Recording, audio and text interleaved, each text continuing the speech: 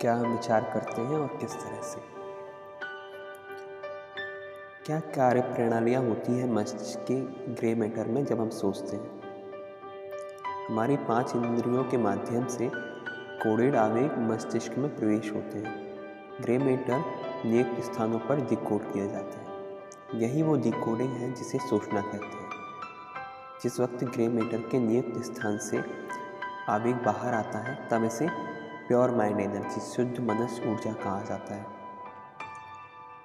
ये बाहर जाने वाले विसंकेतिक आवेग या तो रोक के रखा जा सकता है, यानी दर्ज किया हुआ बिना बाहरी अभिव्यक्ति किए हुए संचयन अथवा अभिव्यक्त किया जाता है शब्दों अथवा कार्यों में। कार्य, कर्म और क्रिया। दर्ज किया हुआ आवेग, बाहर जाने वाला आवेग निर्गामी संचेत डिकोडेड आवेग होता है। दबा हुआ विचार, बाहर जाने वाले आवेग का शब्दों अथवा कर्मों में अभिव्यक्ति को कहा जाता है क्रिया, एक्शन। योग में एक्शन को ही कर्मा के रूप में समझा जाता है। जैसे समझा गया है एक रचनात्मक ऊर्जा के अर्थ में। वास्तव में निर्गामी डिकोडेड आवेग बाहर जाने वाला आवेग है मस्तिष्क के नियुक्त केंद्रों से, जो कि उसकी अपरिवर्तित अवस्था, शुद्ध अथवा अनभिव्यक्त, अव्यक्त, अप्रकट मन ऊर्जा को कहा जाता है कर्म। इसका शब्दों या कार्यों की विशेष अभिव्यक्ति में आगे संस्कृति, चरित्र, शिक्षा, परिस्थितियों, परिवेशों, व्यक्तिगत स्वास्थ्य के हिसाब से संशोधित, परिवर्तित, रूपांतरित किया जाता है। कर्म को एक सृजनात्मक शक्ति के रूप में समझे, सोचना भी कुछ निर्मित करता है। और भोजन में हमारी मुक्त इच्छा का विवेकहीन इस्तेमाल जल्द ही परेशानी का कारण होता है, ध्यान आकर्षित करता है। नहीं तो हमें पता है अगर इस पर ध्यान नहीं दिया गया तो आगे स्वास्थ्य संबंधी परेशानी हो सकती है। हालांकि सोचने में ऐसा महसूस किया जाता है कि यह खुद का निरपेक्ष क्षेत्र है, जो कि ठहराया गया है किसी भी प्रकार की अधिकता और दुरुपयोग से मुक्त। पर जबकि सोचने के विषय आता है तो हमें ऐसा लगता है कि कोई भी कितना भी ज़्यादा और अनुचित ढंग से सोच सकता है और इसके लिए वह पूरी तरह से मुक्त है और इस पर उसका पूर्ण अधिकार है। ये एक चौड़ा विस्तृत क्षेत्र है जहाँ पे कोई महसूस करता है मैं मास्टर हूँ उन सभी का जिसका मैं सर्वेक्षण करता हूँ। मेरा अधिकार है, कोई विवाद करने वाला नहीं है। लगभग सभी लोगों को यही लगता है कि उनकी सोच पर पूरा नियंत्रण है। वे कुछ भी सोच सकते हैं जिससे कि कोई भी विवाद नहीं होगा।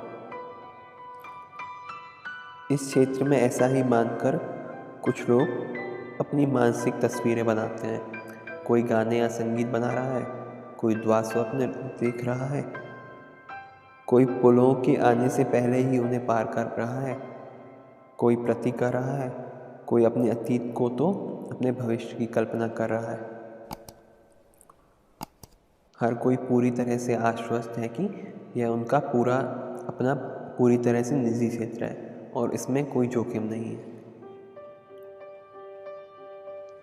क्योंकि हमने अभी तक कुछ भी अभिव्यक्ति नहीं की है शब्द अथवा कार्यों में। शायद कुछ लोगों को ये भी लगता हो कोई कर्म निर्मित नहीं हुआ है। कोडेड आवेग सांकेतिक आवेग को मस्तिष्क द्वारा प्राप्त करने एवं डिकोडेड विसंकेत कर लेने के फलस्वरूप यह 4 अवस्थाएं उत्पन्न होती हैं। शुद्ध मन ऊर्जा, संचेत या विराम अवस्था, ठहराव की अवस्था में रखी गई, यानी अव्यक्त, अप्रकट विचार यानी दबे हुए विचार। शुद्ध मन ऊर्जा जो कार्यों में अभिव्यक्त नहीं हुई है लेकिन शब्दों अथवा मानसिक चित्रों में, यानी दिन स्वप्न। शुद्ध मन ऊर्जा जो क्रिया, कार्यों, भावनात्मक रूप में अभिव्यक्त की गई है। कार्यों को उनके इरादों, उद्देश्यों द्वारा आंकलित किया जाएगा।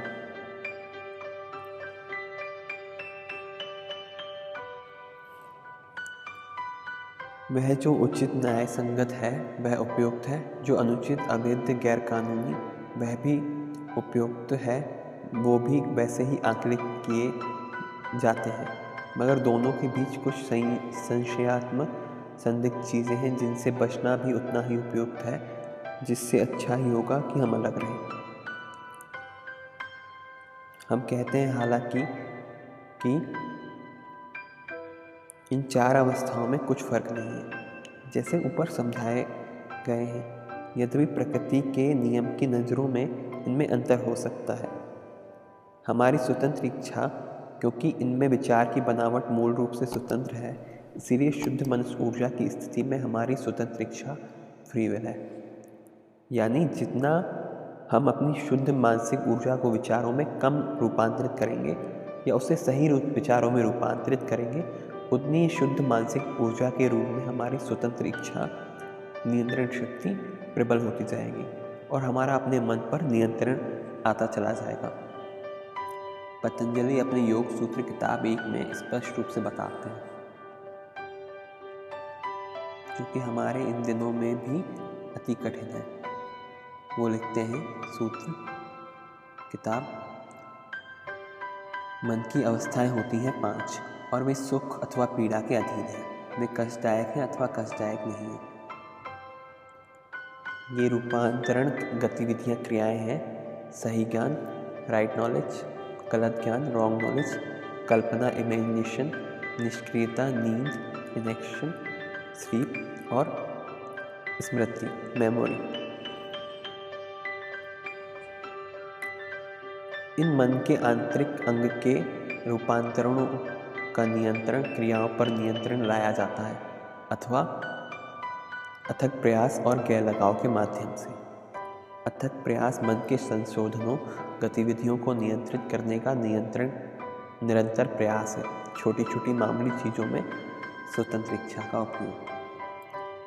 जब प्राप्त की जाने वाली वस्तु पर्याप्त रूप से मूल्यवान होती है और इसकी प्राप्ति के लिए प्रयासों अभ्यासों का लगातार बिना किसी विराम के पालन किया जाता है, तो मन की स्थिरता चित्त का नियंत्रण सुरक्षित हो जाती है।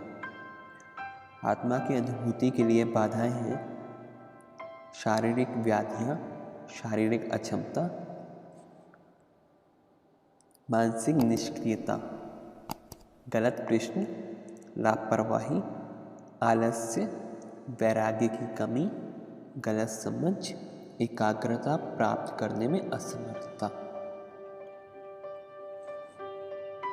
चित्त की शांति अथवा मन की लाई जा सकती है सहानुभूति, शांति की संवेदना, दया भाव से, करुणा कोमलता से, उद्देश्य की स्थिरता और विराग के अभ्यास के माध्यम से, सुख और पीड़ा की अनुभूति में समता के माध्यम से। सुधारात्मक तरीके।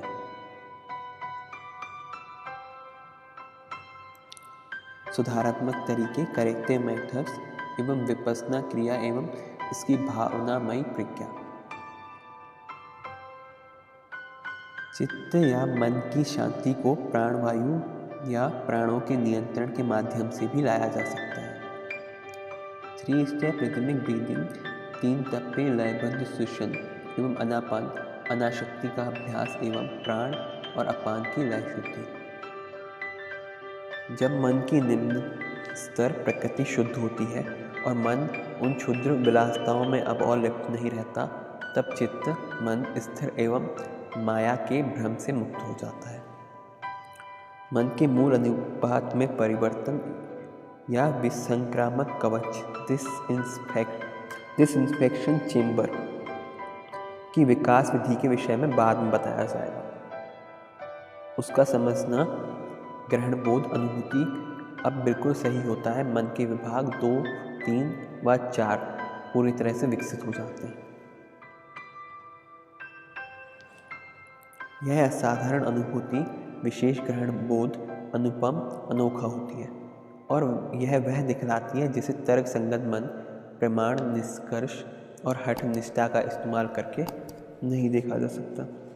मन के खंड 3 और 4 के कार्यों, मन के खंड 1 की अपनी सीमाएं हैं।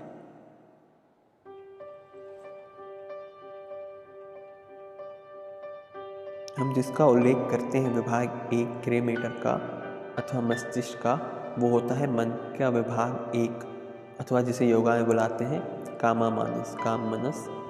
मन जो रंगा हुआ है भावनाओं के साथ, इच्छाओं से भरा हुआ और कामनाओं से भरा मन,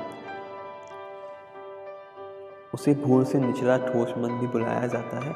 इसे गलत तरीके से निम्न स्तर शारीरिक मन भी कहा जाता है।